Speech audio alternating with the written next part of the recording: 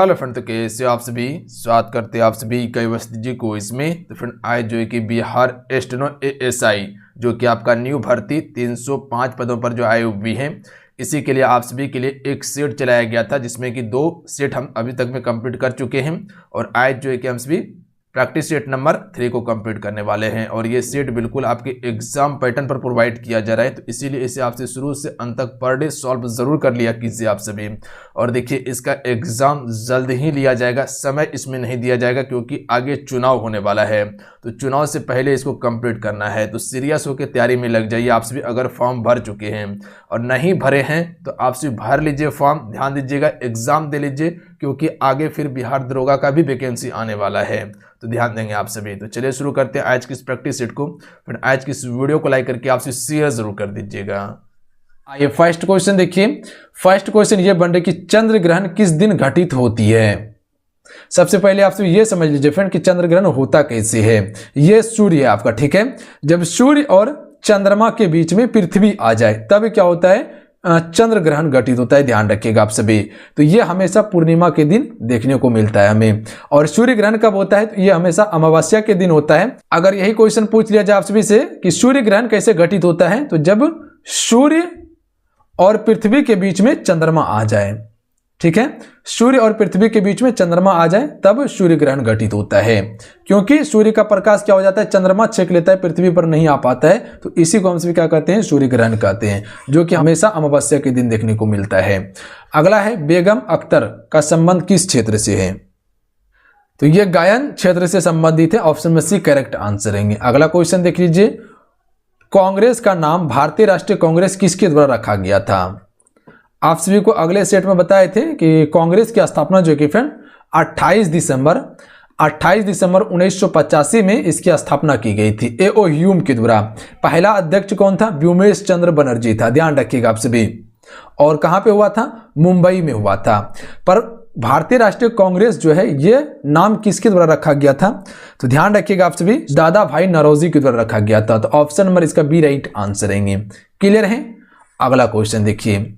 अगला क्वेश्चन है निकोटीन का प्रमुख स्रोत क्या है।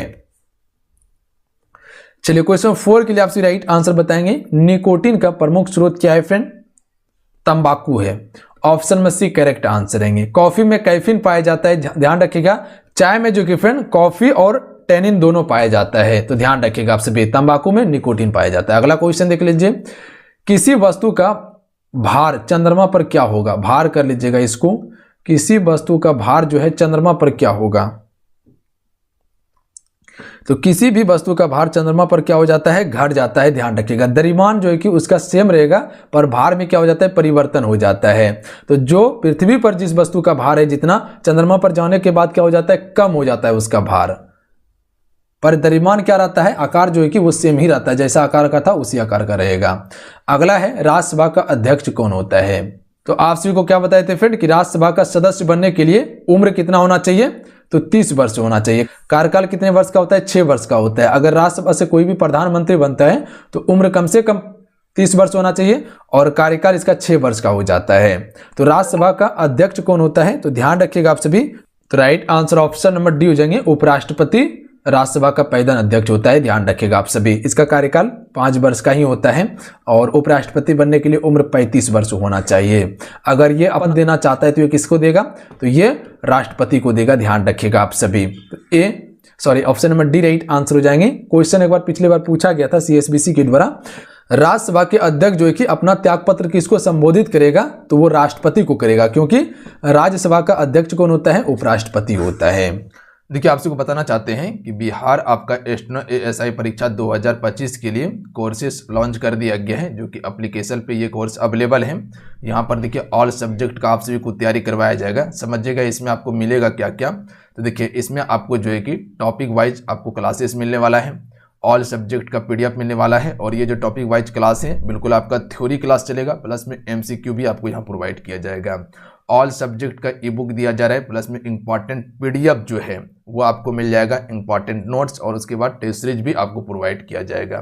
तो ऑल सब्जेक्ट का यहाँ पर तैयारी करवाया जाएगा। और ये बैच जो है कि वर्दी बैच के नाम से शुरू किया गया है। तो अगर आप भी तैयारी करना चाहते हैं और 100% सफलता पाना चाहते हैं, क्योंकि समय आपको इसमें बहुत कम दिया जाएगा। तो ये टारगेट कोर्स है, आप सभी ज्वाइन जरूर कर लीजिए और तैयारी करना शुरू कर दीजिए फ्रेंड। आप सभी देखिए मिनिमम फी में हम आपको तैयारी करवा रहे हैं ताकि आपको बेहतर कंटेंट के साथ में ज़्यादा आपको एफर्ट ना लगाना पड़े और बेस्ट कंटेंट रखे हैं आपके लिए हम सभी।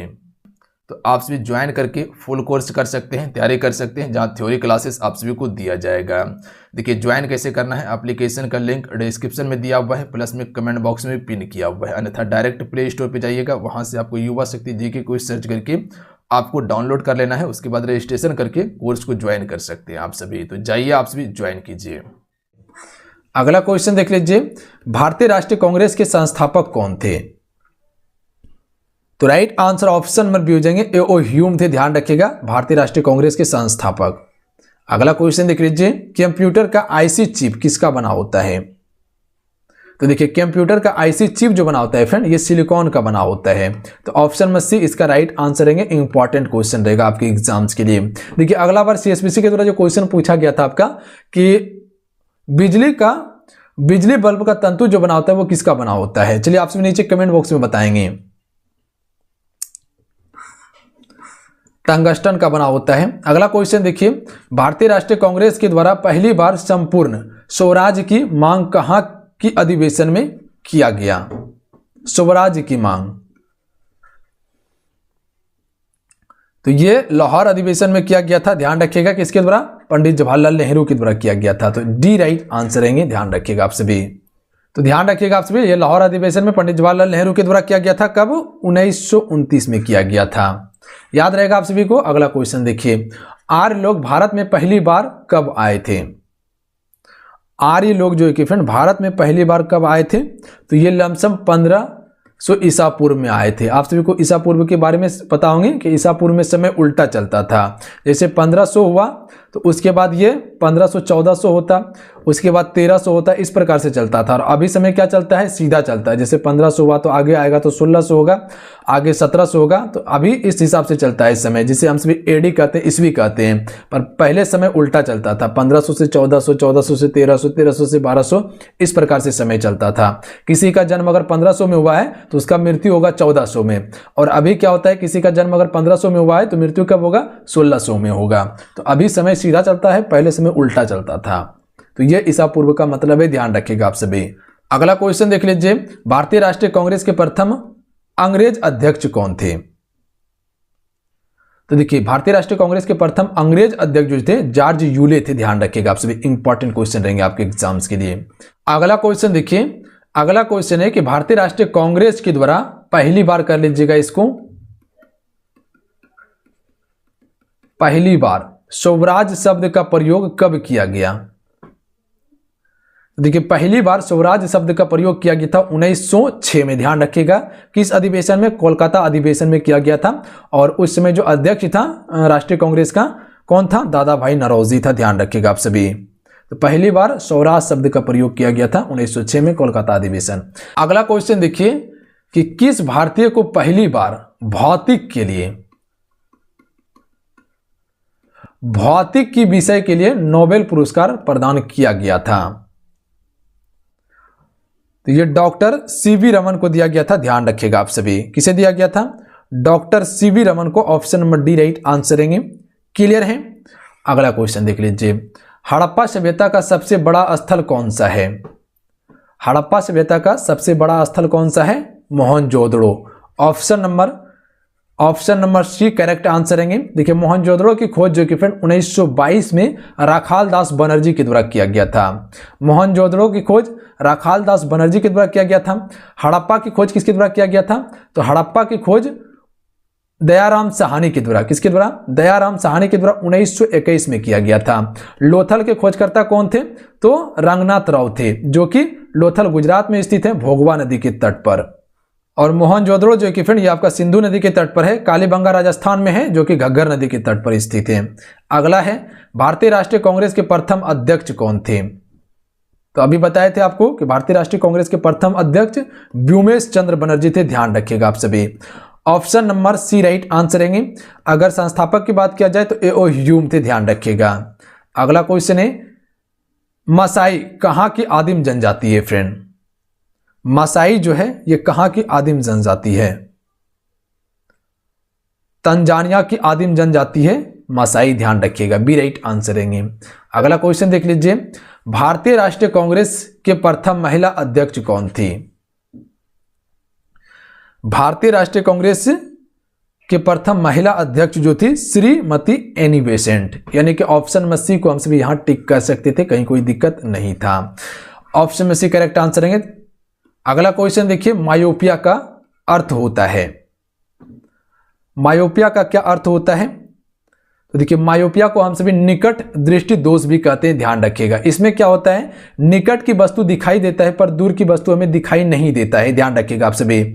और हाइड्रोमायोपिया में क्या होता है, उसमें दूर की वस्तु दिखाई देता है पर निकट की वस्तु दिखाई नहीं देता है। तो उसके लिए हम सभी उत्तल लेंस का प्रयोग करते हैं, निकट की वस्तु देखने के लिए उत्तल लेंस का प्रयोग करते हैं। और वो किस दोष में होता है, तो हाइड्रोमायोपिया यानी कि दूर दृष्टि दोष में होता है।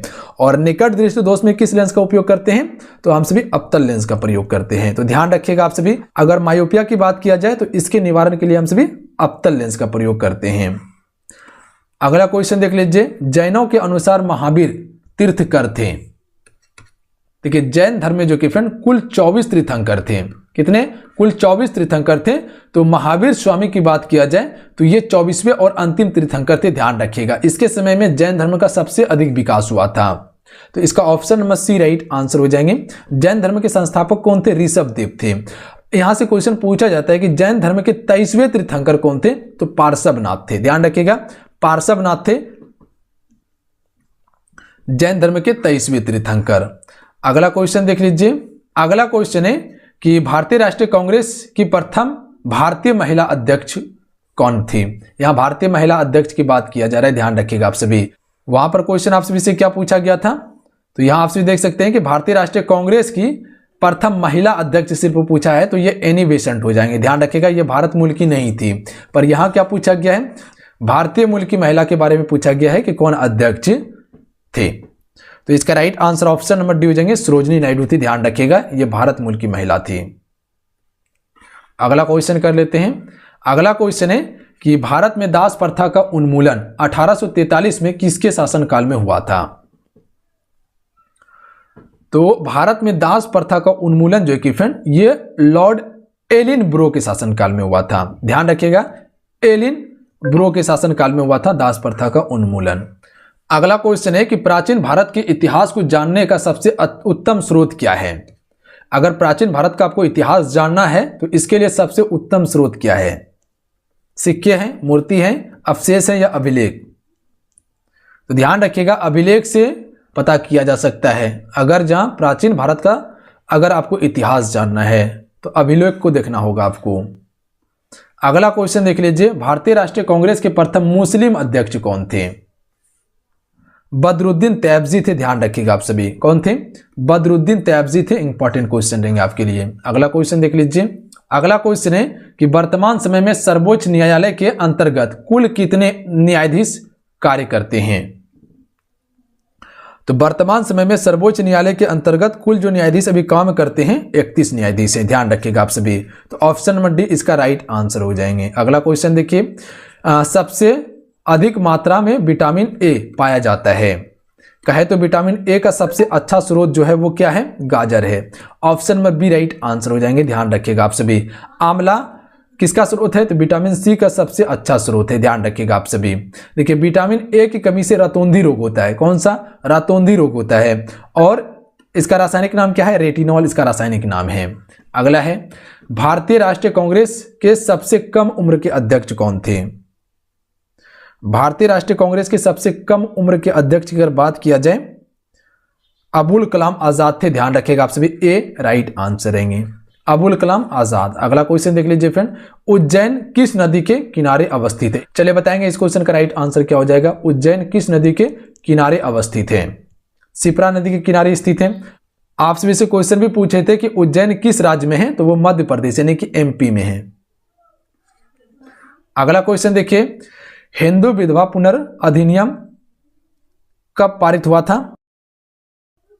तो right answer option number D हो जाएंगे, 1856 में पारित हुआ था, ध्यान रखिएगा आप सभी। अगला क्वेश्चन कर लेते हैं फ्रेंड कि कुतुबुद्दीन ऐबक का उत्तराधिकारी कौन था? तो देखिए कुतुबुद्दीन ऐबक का उत्तराधिकारी जो बना था वो आराम शाह बना था, ध्यान रखिएगा आप सभी। पर आराम शाह ज्यादा दिन तक शासन नहीं किया था, मात्र 8 माह तक शासन किया था। उसके बाद इल्तुतमिश ने इसके क्या कर दी, हत्या कर दी थी। और इल्तुतमिश जो कि फ्रेंड गुलाम वंश का सुल्तान बन गया था। रज्जा सुल्तान भारत की पहली महिला शासिका थी जो कि इल्तुतमिश की पुत्री थी, ये जिसने पहली बार बागडोर संभाला था दिल्ली सल्तनत का। अगला है गैर कांग्रेसी सरकार स्थापित करने वाला प्रथम राज्य कौन है। तो गैर कांग्रेसी सरकार स्थापित करने वाला प्रथम राज्य है केरल, ऑप्शन में डी राइट आंसर है। आगे है भाषा के आधार पर प्रथम राज्य आंध्र प्रदेश की स्थापना कब की गई थी।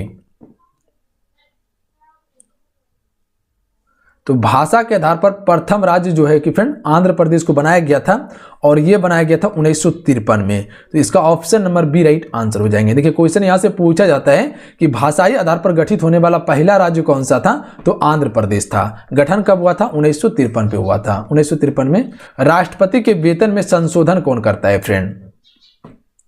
तो राष्ट्रपति के वेतन में संशोधन करता है संसद ही करता है, ध्यान रखिएगा आप सभी। तो ऑप्शन में डी राइट आंसर है इसका।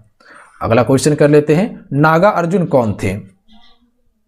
तो देखिए नागा अर्जुन जो थे बौद्ध दार्शनिक थे, ध्यान रखिएगा आप सभी। यहां से याद रखिएगा बौद्ध धर्म के संस्थापक कौन थे, गौतम बुद्ध थे। गौतम बुद्ध बौद्ध धर्म के संस्थापक थे। अगला क्वेश्चन देख लीजिए, लेखक की कला को सर्वप्रथम किसने विकसित किया था। लेखक की कला को सर्वप्रथम किसने विकसित किया था, चाइनीजों ने किया था। ऑप्शन में बी राइट आंसर रहेंगे। अगला क्वेश्चन देख लीजिए फ्रेंड, पृथ्वी के वायुमंडल में सबसे अधिक घनत्व किस मंडल में होता है। अगले बार जो आपसे क्वेश्चन था कि पृथ्वी का सबसे ऊपरी मंडल कौन सा है, तो वो ब्रह्मी मंडल है। पर यहां क्वेश्चन क्या पूछा गया है कि पृथ्वी के वायुमंडल में सबसे अधिक घनत्व जो है वो किस मंडल में होता है, तो ये क्षोभ मंडल में होता है, ध्यान रखिएगा। वायुमंडलीय घटना जो होता है वो ज्यादातर कहां होता है, क्षोभ मंडल में ही होता है, ध्यान रखिएगा। जैसे बादल का गरजना हो गया, बिजली का चमकना हो गया, आंधी तूफान हो गया, ये क्षोभ मंडल में ही होता है, जो कि जमीन से लमसम 18 किलोमीटर तक ये मंडल फैला हुआ है। आगे है, भारत में किस प्रकार की अर्थव्यवस्था है। तो भारत में देखिए मिश्रित अर्थव्यवस्था है, ध्यान रखिएगा आप सभी। ऑप्शन में सी राइट आंसर हो जाएंगे। थोड़ा सा इसको आप सभी समझ लीजिए वायुमंडलीय संरचना के बारे में। देखिए आप सभी को बताते हैं कि जैसे कि आपका क्या है, पृथ्वी है, यहाँ पे है पृथ्वी। तो यहाँ पे अगर समझिएगा तो कन्फ्यूजन आपका क्लियर हो जाएगा। यहाँ लमसम जो है कि फ्रेंड 18 किलोमीटर तो जो है वो क्या है, आपका क्षोभ मंडल है, ध्यान रखिएगा आप सभी। कौन सा मंडल है, क्षोभ मंडल है। अगर आगे जाइएगा तो आगे जो आपको मिलेगा ये कौन सा मंडल हो जाएगा, तो ये समताप मंडल होगा, समताप मंडल हो जाएगा। उसके बाद आगे जाइएगा तो ये कौन सा मंडल हो जाएगा, तो ये आपका मध्य मंडल होगा, ध्यान रखिएगा आप सभी, मध्य मंडल हो जाएगा। उसके बाद जाइएगा, उसके बाद ये कौन सा मंडल हो जाएगा, आयन मंडल हो जाएगा, ठीक है, आयन मंडल हो जाएगा। और उसके बाद जो सबसे ऊपरी मंडल है वो आपका ब्रह्मी मंडल है, ध्यान रखिएगा आप सभी, या बाही मंडल भी इसको कहा जाता है। तो ध्यान रखिएगा। इसका ऊंचाई देखिएगा तो लमसम जो है कि फ्रेंड 600 से लेके एबव होता है इसका ऊंचाई। तो ज्यादातर क्वेश्चन पूछा जाता है कि क्षोभ मंडल की ऊंचाई कितना है, तो 18 किलोमीटर तक होता है क्षोभ मंडल। और एक क्वेश्चन पूछा जाता है कि ओजोन परत जो कि फ्रेंड वो किस मंडल में पाया जाता है, तो समताप मंडल में ओजोन परत पाया जाता है। क्लियर है। अगला क्वेश्चन देखिए, अगला क्वेश्चन है कि राज्यसभा के सदस्य का कार्यकाल कितने वर्ष का होता है। तो राज्यसभा सदस्य का कार्यकाल 6 वर्ष का होता है, आप सभी को बताए होंगे। अगला क्वेश्चन देख लीजिए, गेहूं के उत्पादन में, गेहूं के उत्पादन के लिए न्यूनतम कितनी वर्षा होनी चाहिए, तो 50 से 70 सेमी तक वर्षा होनी चाहिए गेहूं के उत्पादन के लिए। और चावल के उत्पादन के लिए 100 से एबव वर्षा होनी चाहिए, 100 सेमी से। अगला देख लीजिए, उत्तर प्रदेश राज्य, उत्तर प्रदेश राज्य के बाद सबसे अधिक संख्या में लोकसभा के सदस्य किस राज्य से चुने जाते हैं। तो यहां सबसे पहले यह समझिए कि उत्तर प्रदेश राज्य से जो कि फ्रेंड लोकसभा में सबसे अधिक सदस्य चुने जाते हैं। उसके बाद दूसरा नंबर में किस राज्य से चुने जाते हैं, तो महाराष्ट्र से चुने जाते हैं, ध्यान रखिएगा आप सभी। तो option number C right answer हो जाएंगे। सबसे अधिक लोकसभा में अध्यक्ष उत्तर प्रदेश से, उसके बाद जो कि फ्रेंड महाराष्ट्र से। अगला है, गुलाम वंश का अंतिम शासक कौन था। तो गुलाम वंश का अंतिम शासक था कैमूर्स, ध्यान रखिएगा। Option number B right answer रहेंगे। कौन थे, कैमूर्स थे। गुलाम वंश का संस्थापक कुतुबुद्दीन ऐबक। अगला क्वेश्चन देखिए, सबसे कम वन किस राज्य में पाए जाते हैं। तो देखिए सबसे कम वन जो पाए जाते हैं हरियाणा राज्य में है।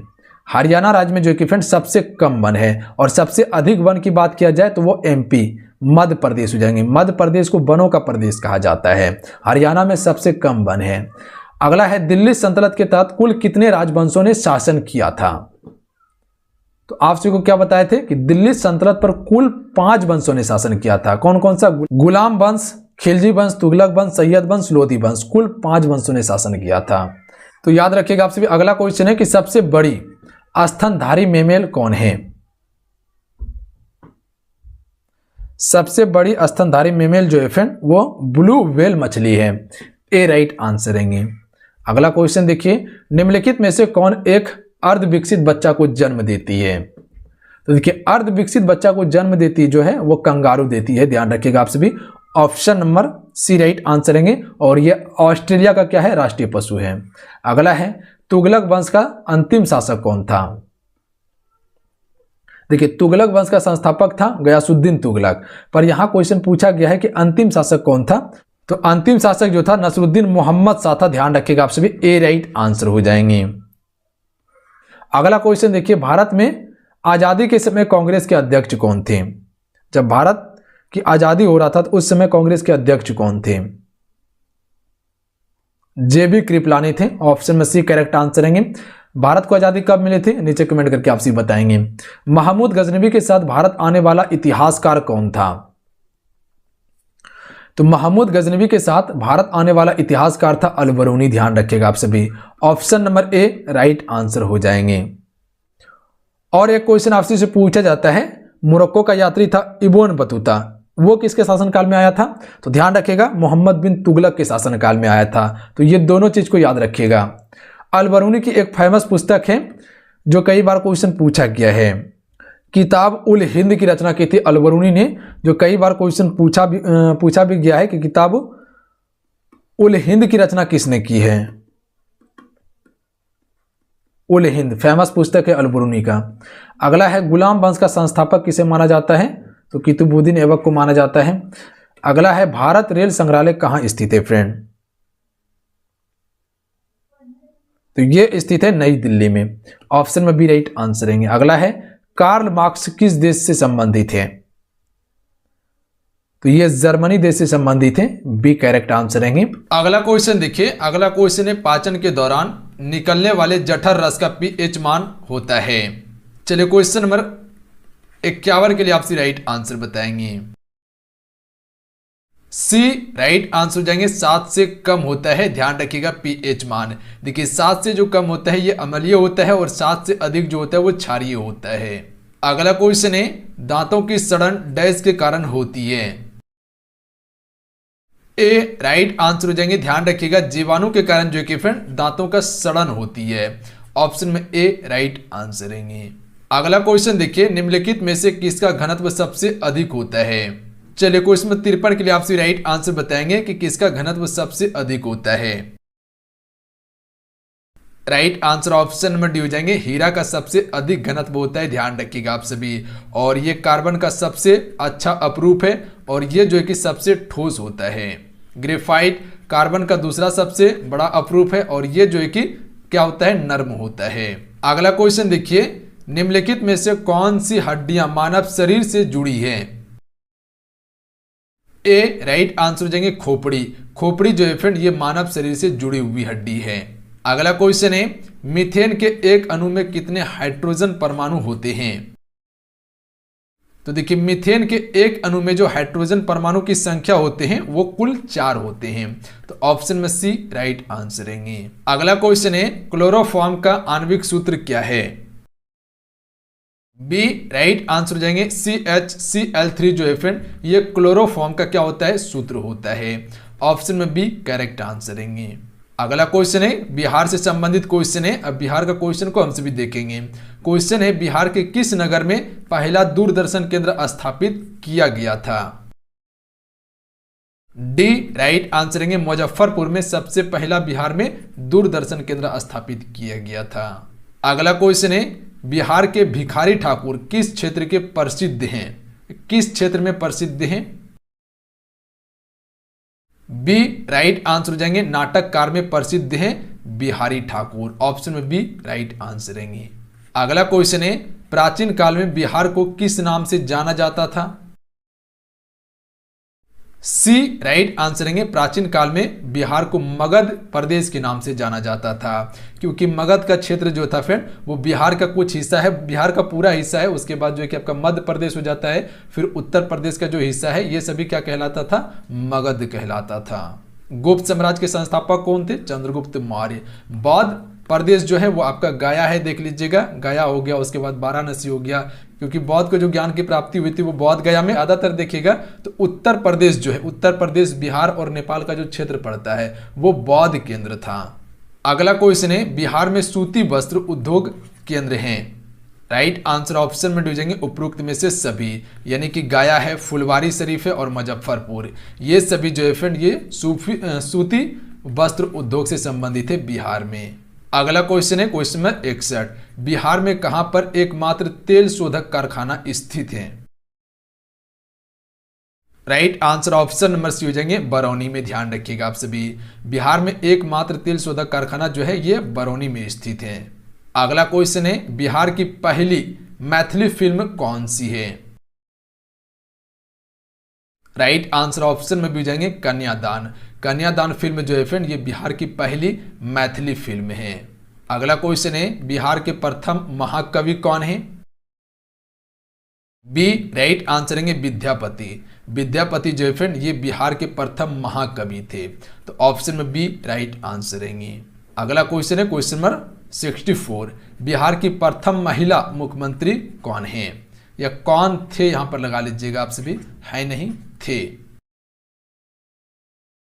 राइट आंसर ऑप्शन में जाएंगे राबड़ी देवी, जो कि लालू यादव का पत्नी थी। राबड़ी देवी ये बिहार की प्रथम महिला मुख्यमंत्री थी, जो कि अनपढ़ मुख्यमंत्री थी, ध्यान रखिएगा आप सभी। ममता बनर्जी के बारे में आपको पता होंगे, जो कि अभी ये आपका पश्चिम बंगाल की मुख्यमंत्री है ममता बनर्जी।